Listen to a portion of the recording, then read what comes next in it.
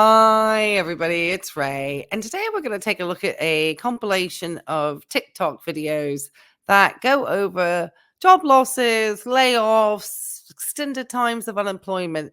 And the reason why I'm kind of choosing these videos this week is that it is the purpose of the World Health Organization to campaign each year about certain topics around mental health. And this year's campaign is around mental health at work. And I feel that this is such an appropriate topic in connection with these videos. So, anyway, if you do like this type of content, make sure that you subscribe, leave a comment in connection whether or not you've ever been affected by a job loss or a layoff or anything of that nature, like I have. And like these people in this video, a couple of these people, a few, I should say, have been. So, anyway, let's just get right into the videos before I chat for too long. Let's just take a look. And as I always want to let people know, I am an RN. I am trained to be a psychiatric mental health nurse practitioner, and I do not treat or diagnose anybody in these videos. So let's take a look at this first one.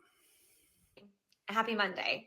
Not such a happy Monday over here. I was just laid off. And I'm taking it in stride because I think partially I have to. I have to. I think a lot of you know, if you're a working mom, like I've been like burning the candle at both ends for a while. And so part of me is like, oh, deep breath, like let's figure out our life. Let's take a beat. Let's just, maybe take a week to just like not be running around crazy. The other part of me is like a bit panicky, right? Obviously, because I need to pay for the things for my children. The other part of me is kind of excited because I've been wanting to do more here. I've wanted to make this my priority. I've wanted to provide more value here and really haven't been able to because I've been stretched so thin. And so I'm going to try and look at this as a silver lining. I'm going to try and look at this as a silver lining that I have more time for this. And I think that's pretty good advice, actually, to have is to kind of take a silver lining, but also take time to grieve your loss. And so I think, like any type of loss, it is important to recognize that it is a loss, especially if you were not the person who was instigating the loss. Like you weren't the reason why you lost your job, like you weren't doing any behaviors that obviously were affecting your employment, and then they had to remove you from it. So I think that Kubler has a stages that show kind of the stages of grief, and I think it's important to do that. I think it's important to take time and sort of think, don't think that day that's you need to be applying for a job and having another job already lined up. I think it's okay to sit back, to grieve about it. I would say make sure you file for unemployment if you have been made redundant and it was not your choice, because that will give you a little bit of monetary help. That will give you time to either build up your business, return to school, get another job.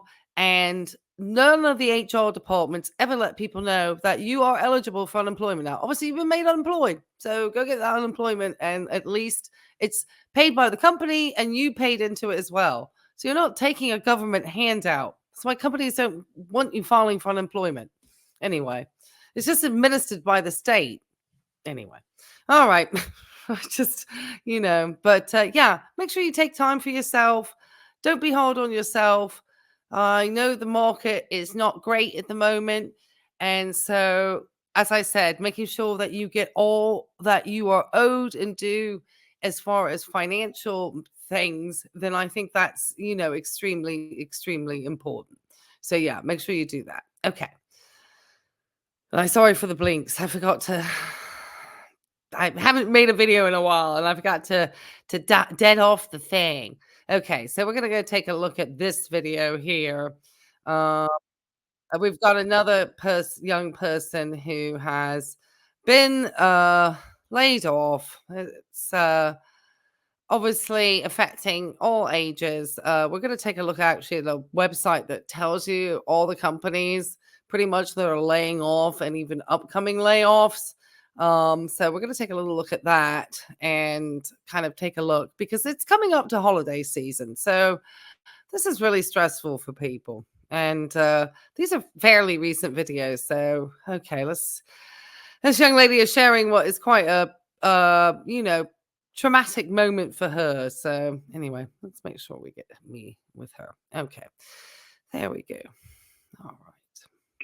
We have to meet, but we've had a pretty significant turn in the business. 24 is looking pretty bad. We've got a couple of years with no new, and this is forcing us to reduce our overhead and really reorg the business a bit. I understand. I'm sorry. Yeah, it's going to be your last day, and your position has to be eliminated. I'm sorry. I'm going to leave you with some information for you. I'm sure you have some questions, and she'll be able to answer them. But thank you for what you've done. Best of luck. Not your only time to ask questions. So you can ask them tomorrow or in 2 weeks or, what have you. So, because it's a lot to take in. Will I be offered severance? I guess I will see it in the document, but I'm just curious, like, how much pay will the severance cover, like, in terms of time? Is that negotiable? Somebody from IT is going to reach out about your returning equipment. This is not an at-fault anything, right? This is an involuntary termination. So rack your brain here. Is this affecting multiple people or just me? So it'll actually be in the separation agreement. There's a chart. Okay. It's more than you. How about that? We'll have a meeting to let people know that because of the business performance, that there are reorganizations happening and it's affecting multiple people in the business. So, okay. I mean, exactly what you were told is no different. Yeah, that's pretty hard news to get. I kind of have interesting ideas around having someone at their home and whether or not that is actually a better space. It seems very impersonal that she is having this conversation over the phone and initially with a complete stranger. Though I did feel he did a decent job of sounding compassionate for somebody who'd never spoken to this young lady. He actually delivered it with the very good tone. So at least it was delivered in a sort of better way than just an email and people's computers being shut off and some really impersonal ways that these corporations decide to lay off large numbers of people. And so I think she had some good valid questions. Again, you're going to be shocked, you're going to be in denial, you're going to grieve it, you're going to get depressed, you're going to get angry, you're going to go through all these different things just as somebody would if they had lost anything. So I think it's important to obviously accept the grief. I think it's more scary at this moment in time because it's coming up to the holidays and there is so much in the media about job losses and we really don't know what's going to happen. We are here in an election year here in the United States. And also, we don't really know what's going to then hold us for 2025. Is it going to be more of the same happening? Or, what's going to turn this economy around? What's going to boom, because AI is obviously a lot of people are concerned they're going to lose their job. So anyway, all right, let's get to the next video here. And again, like I always say, make sure that you are protecting your mental health at all times. It's so important to do that. You want to make sure that your mental health is always being a priority. Okay, so let's take a look at this young lady here. It's a slightly long video. But let me make sure I'm back at the beginning here. Just wanted to give you that heads up. But we're going to listen through to it because it's obviously got an interesting point at the end, especially with my experience. I'm just sitting in my car reflecting on the last 3 months we have for the rest of the year. And I'm just so flabbergasted. I just cannot believe I've been unemployed from August 2023 and we are now in October 2024. Like, I was laid off from my corporate job. And graduating college with my bachelor's, I would have never thought this would be my reality. You're supposed to go to school, get your education, get your degree, get your job, whatever, whatever. But at this point, it's given, I need to like do something else, because corporate America is failing me. It's failing a lot of us. Like, it's so hard to get a job. If you're trying to transition out of a career, good luck. You better stay in that job until you got a new job lined up, because I was forced to leave. I was laid off. They wasn't making no money. But it's just like, it's just ridiculous. Like, I have bills to pay. I have a daughter. Like, I'm 26, and it's been almost, I feel like it's been 2 years now. Kind of like dragging stuff. But I don't know. I need to like reroute and reset and rethink, because the amount of jobs I apply for, the amount of resume services, the amount of networking events I go to, this should not be my reality at all. If anybody knows me, you guys know I get down. Okay? I get down on LinkedIn. I get down when it comes to like knowing tech, networking, advancing my skills, being proactive. So I just don't know what I need to do. Do I need to go to these people's houses, bake them a cake? Like, what do I gotta do for somebody to hire me and I have the skill set? Like, this should not be the reality right now, but it is. So yeah, I'm just like, I don't know. It's very frustrating, and I'm even thinking about going back to school at this point, because, but even then, like, I'm just like, if it's not nursing, like, I am not going back to school for no master's in comms or marketing. Hell no. The only thing I would consider is nursing, literally. I should have taken my advice. Go school and become a nurse. Caribbean parents always telling their kids that. I should have listened to my mother. But all jokes aside, though, like, oh, this is crazy. Nuts.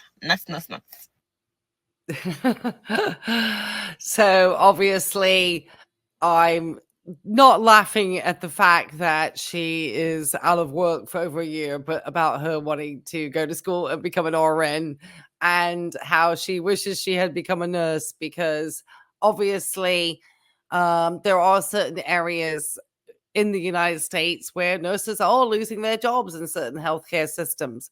But there are lots of other areas where they are wanting nurses. And so if you are prepared to travel and take assignments and kind of have that lifestyle, you have obviously a lot of opportunity. You're not in an industry where you're creating anything or making anything new. You're kind of just ensuring that the workforce remains healthy, and obviously children, seniors. But it's kind of like your help is obviously maintaining a healthy population, but you're not actually manufacturing anything per se. So it's a career that I decided to go into when the crash happened in 2009. I then decided that I wanted to have a career where I would make a good salary and be able to have some flexible work hours and probably still manage to be in high demand. And so I was able, in 2009, I got a severance package from the company. I was able to file for unemployment. Obama, because of the recession, was doing extensions on unemployment. So I was actually able to maintain my unemployment for like a year and a half at the time. And during that time, you were able to go to school. You did still have to apply for jobs, but you could go to school and be unemployed. And so I took advantage of all of that back in 2009. And I did go to nursing college and do my BSN and became a RN by 2014. I had a degree from the UK, but very few of my classes transferred. And so I did my initial classes at a community college. And because I was unemployed and an independent adult, I was able to get a variety of scholarships and Pell Grants and a variety of different means to help me financially. I mean, I still had some student loans when I came out of school, but maybe not as terrible as some. I managed to maintain my mortgage. And like I said earlier in this video, I'm now back at now graduate school and training into my nurse practitioner focus. So anyway, you can do that. I would say if you are thinking about going into nursing, you really better be wanting to do it initially because you really are passionate about caring for people or healthcare. Because if it's just for the money, you might get sadly disappointed and and at other times really happy. So you just never know. I certainly think that it's a great career. There's lots of different specialties. I love being an RN. So yeah, I would support that. But obviously the programs are very competitive. The grades are very demanding. The programs are demanding. They try to break you. So just be prepared. And nursing can be tough. A lot of people burn out quickly, or they lose interest in the profession quickly, or sometimes the lateral bullying that happens. Anyway, I could go on about it all day. All right. This last video, I'm going to actually show this screen, and then we're going to listen to the last video because she talks a little bit more about that. And so I wanted to share this real fast if anybody is not familiar with this website. And it's a bit of a strange one because I would like to be able to. Okay. All right. So here, this screen here is called warntracker.com. And it's a layoff insights from public records. And they try to talk about all the different companies, how many people have been laid off from 1988 to 2024. And this is updated from public WARN records today. And then the WARN Act, if you're not familiar, is where it's the Worker Adjustment and Retraining Notification Act of 1988. And it outlines requirements for employers who are performing large layoffs or office closures, referred to as plant closures, to notify employees as well as state government officials of these job losses at least 60 days in advance. So that's what the WARN Act is. And a lot of times you'll hear the people speak about the WARN Act. And so not all WARN places that lay people off need to have the WARN Act enacted. It depends on how many employees a company has and so forth. But they do have sort of different laws that are to ensure that employees know ahead of time. And so part of it is if you have 100 or more full-time employees. So that is, and how many hours they work and so forth. So, or 500 full-time employees within a single job site. There's all types of different things. So anyway, and if you're going to have a mass layoff, that is what's going to trigger off the WARN Act, So anyway, that's kind of how that works. So yeah, you'll hear that term used a lot. So here, for example, we have a couple of companies that are coming into larger sizes of layoffs. This one's out of Washington State called Lamb Weston. It's going to have the layoffs on. So these people already know that they're going to be losing their job a month before Christmas, up to 500 folk potentially by the 30th of November of this year, of 2024. So that's the one here. The second one is this company out of Utah. This is actually a solar panel company called Blue Raven. They're already warning of their up and coming layoff of up to even 1,000 people here. That's coming up on the 10th of November, 2024. Another Utah company called Purple Innovation LLC. They have 251 up to 500 folks here. Another one that just took place is this Tenneco, which I believe is like some type of government contracting company, if I'm correct, because I remember seeing that a lot, I think, here in this area. Tell me in the comments if I'm wrong. And then we can just see here there's Wells Fargo, Beachbody, which is a known MLM, just laid off up to 250 of its corporate folks at the beginning of October. We've had a medical staffing company up 250. And this is probably due to, not having the same great need as the pandemic, so they're not needing to staff as many people. StubHub's got up to 500 here, just happened. There's a medical group, so it's hitting healthcare because if people are losing jobs, they're losing their health benefits. And so it's going to, have this knock-on effect at all time. So, yeah, it's a lot going on there. Well, I think, the more knowledge you have, the more power you have. And it's how you then use that knowledge that will benefit you. And I know when I looked at the live layoffs, I did see that IBM has had some layoffs back in September. I think September the 18th. They had some layoffs that they did. And I believe they laid off, let me see, there was quite a few layoffs in September. And so they laid off, I don't even know if they even stated how many people they laid off from IBM.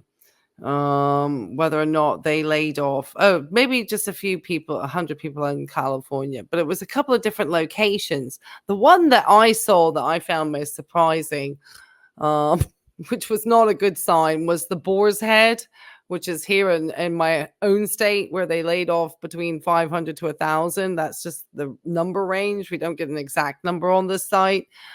And that's concerning because they just had that scare with their food. So I would suggest don't lay off too many people, especially if it's in the factory end. All right, guys. I wanted to make this quick, and it ended up being a little longer than I wanted. But if you got through it, leave me a comment. It's great to be back, and we'll catch you on the next one. Bye.